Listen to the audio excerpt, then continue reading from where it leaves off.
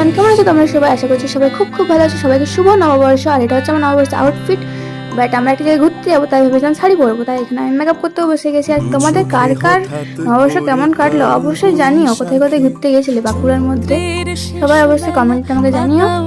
আর এই হচ্ছে আমার মেকআপ, চলছে এখন, চলছে, এখনো হয়নি। মানে আমার মেকআপ দেখে কেউ জাজ করতে আসে না যে এই কি করছে, এগুলো কি হচ্ছে। কিন্তু আমি কোনো প্রফেশনাল মেকআপ আর্টিস্ট না, আমি নিজের যেটা আমার ভালো লাগে, যেগুলো আমি কিনেছি আমার মুখে, সেগুলো সব আমি সেপারেট। সেটাই হচ্ছে লাগে। ও আমার মেকআপ এখনো চলছে, শেষের পথে চলে এসেছে।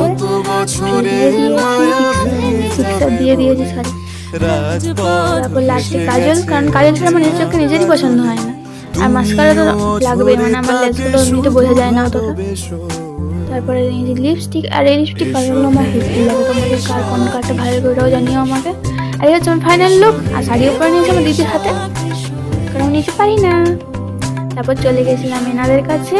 বছরের প্রথম দিন একটু পজিটিভ এনার্জি না নিলে হয়, তো আমরা অনেক লেট করে গেছিলাম, তাই এখানে পরিক্রমা শুরু হবে তখনই গেছি। তো আমরা পরিক্রমা করে নিয়েছিলাম, তারপরে একটু কীর্তন করে নিলাম। এখানে মানে এমন একটা জায়গা, অদ্ভুত একটা শান্তির জায়গা, যেখানে গেলে এক নিমিষে মনটা শান্ত হয়ে যায়, খুব ভালো হয়ে যায়।